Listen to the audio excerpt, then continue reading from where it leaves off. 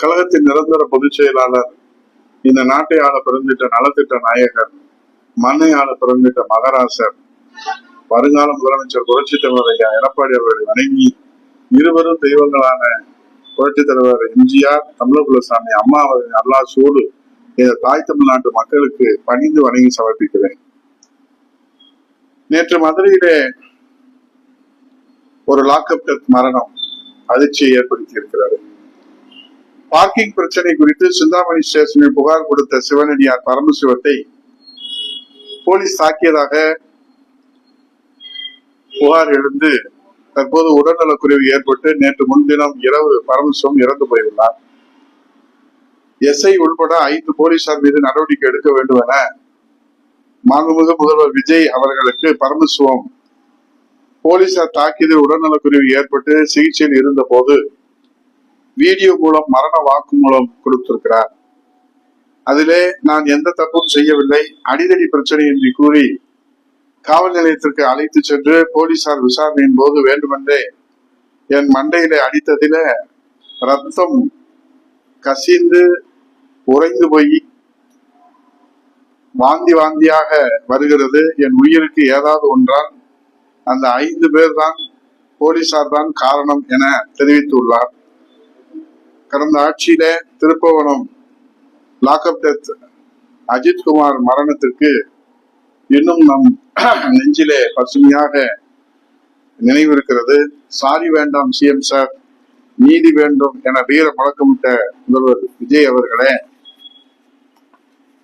Joseph Vijay ஆகிய நான் என்று விஜய் அவர்கள் முதல்வராக பொறுப்பேற்று இந்த 100 நாட்களிலே தமிழகத்தில் எத்தனை லாக்அப் டெத் மரணங்கள், நாகர்கோவிலிலே குட்கா வழக்கில கைது செய்யப்பட்டு சிறையில் அடைக்கப்பட்ட மாற்றுத்திறனாளி சபரிவர்மனின் மரணம் மாநிலத்தையே உலுக்கியது. இந்த அதிர்ச்சியிலிருந்து தமிழ்நாட்டு மக்கள் மீள்வதற்குள் தூத்துக்குடியிலே சட்டவிரோதமாக மது விற்றதாக கூறி விசாரணைக்கு அழைத்து செல்லப்பட்ட டாஸ்மாக் ஊழியர் அருணாச்சலம் காவல்துறையால் தாக்கப்பட்டு தலையில் காயமடைந்து உயிரிழந்தார். அதோடு புலன்சிறை காவல் வைக்கப்பட்டிருந்த பாலாஜி என்பவர் மரணம். தொடர்ந்து சென்னையை சேர்ந்த ஓட்டுநர் வெங்கடேசன் என்பவர் காவல்துறையின் சித்திரவதையால் உயிரிழந்திருக்கிறார். லாக்அப் டெத் மரணங்களை எதிர்த்து கடுமையாக குரல் எழுப்பி வந்த மாண்புமிகு முதல்வர் விஜய் இந்த 100 நாள் தன்னுடைய ஆட்சியில லாக்அப் மரணங்களுக்கு வாய் திறக்க மறுப்பது ஏன்? மௌனம் காப்பதனுடைய மர்மம் என்ன? கடந்த ஆட்சியில லாக்அப் மரணம் அடைந்த 24 பேரின் மரணம் தொடர்பாக வெள்ளை அறிக்கையை உடனடியாக வெளியிட வேண்டும்.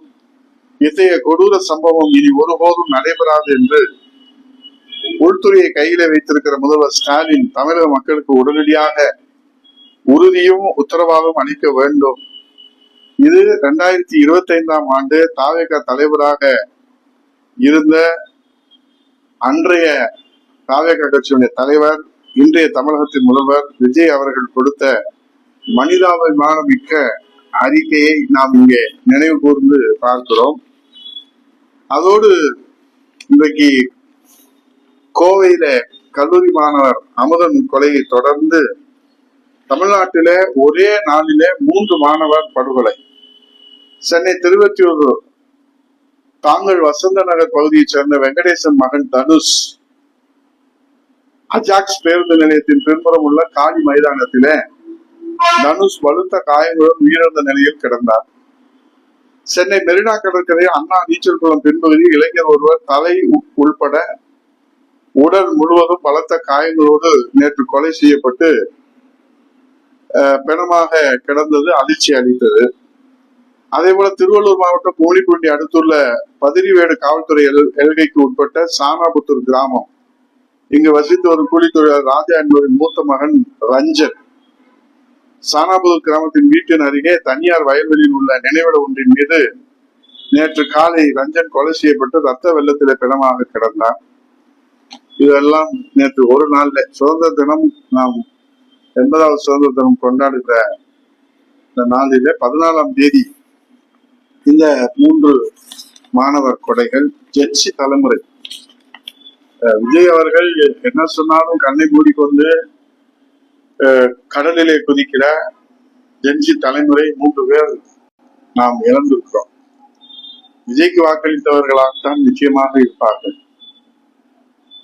அவர்தான் நம்மை வாழ வைக்க வந்த கடவுள் என்று அவதாரம் இன்று வாழ்ந்து கொண்டிருக்கிற ஜென்சி தலைமுறையை பாதுகாக்க மாண்புமிகு முதல்வர் அவர்கள் இன்னும் வாய் திறக்கவில்லை. ஒருவேளை இன்று சட்டசபையில வேண்டுமானால் அவர் வாய் திறக்க வாய்ப்பு இருக்கிறது. கடந்த கால ஆட்சியில லாக்அப் மரணத்திற்கு எங்கள் ஆட்சி அமைந்தால் காவல் நிலைய அத்துமீறல்கள் அறவே இருக்காது, காவல்துறை சீர்திருத்தப்படும் என்று வசீகர வசனம் பேசிய நம்ம முதல்வர் விஜயின் கையில் தான் இன்று காவல்துறை இருக்கிறது என்பது எல்லோருக்கும் தெரியும். ஒருவேளை காவல்துறை கையிலே வந்த பிறகு இந்த வசீகர வசனத்தை முதல்வர் தனக்கு வசதியாக மறந்து விட்டாரோ என்னவோ தெரியவில்லை. லாக்அப் மரணங்களை எதிர்த்து கண்டன ஆர்ப்பாட்டம் நடத்திய அப்போதைய தாவேகா தலைவர் விஜயும் தாவேகா கட்சியினரும் இப்போது முதல்வராகவும் அமைச்சராகவும் இருக்கிறார்கள். தாவேகா கட்சியினுடைய தலைவரும் நிர்வாகிகளும். ஆகவே அவரிடத்திலே தமிழ்நாட்டு மக்கள் எதிர்பார்ப்பதெல்லாம் அடுத்த ஒரு லாக்அப் டெத் மரணமும் தமிழ்நாட்டில் நடந்திடாமல் இருக்க என்ன அதிரடி நடவடிக்கைகள் எடுக்க போகிறார்கள் என்பதை சட்டசபையிலே அறிவிப்பார்களாம். நீங்கள் எடுக்க போகும் அதிரடி நடவடிக்கைகளை எதிர்பார்த்து அன்னை தமிழகம் கண்ணீரோடு கவலையோடு அதிர்ச்சியில காத்திருக்கிறது. இன்றைக்கு 100வது நாளிலே ஒரு யுகத்திற்கான மக்களின் மனசாட்சி என்று 100 நாட்கள் சாதனை பட்டியலை தாவேக அரசு வெளியிட்டிருப்பது மகிழ்ச்சி. அதோடு வேதனை பட்டியலும் முதல்வர் விஜய் அவர்கள் கவனத்தில எடுத்துக்கொள்வாரா என்பதுதான் தமிழக மக்களின் கவலை. மேகதாது அணை பிரச்சனை, காவிரியில தண்ணீர் திறந்து விடவில்லை, பயிர்க்கடன் முழுமையாக தள்ளுபடி செய்யவில்லை, குறுவை சாகுபடி போய் வறட்சி ஏற்பட்டிருக்கிறது. இந்த 100 நாட்களிலே 22,000 கோடி கடன் வாங்கியிருக்கிறார்கள். இதுவரை 5 லாக்அப் டெத் மரணம் மௌனத்திலே கடந்து போய் கொண்டிருக்கிறது அரசு.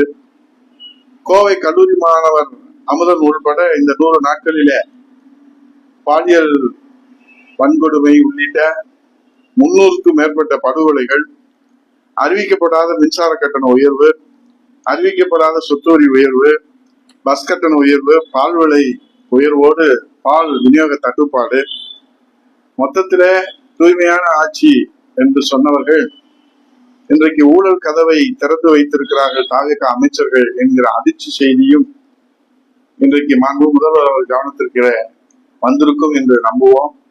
ஆகவே வெறும் சினிமா வசனம் போல பேசிவிட்டு செல்வதல்ல அரசு நிர்வாகம். இது வசனத்தை தாண்டி ஒவ்வொரு நிலையிலும் நாம் அக்கறை செலுத்தினால் மட்டுமே, கவனம் செலுத்தினால் மட்டுமே, கண்காணித்தால் மட்டுமே மக்கள் எதிர்பார்த்த மாற்றம் நிகழும். இல்லை என்றால் ஏமாற்றம் தான் நிஜம் என்று சொல்லி பொறுத்திருந்து பார்ப்போம். நன்றி, வணக்கம்.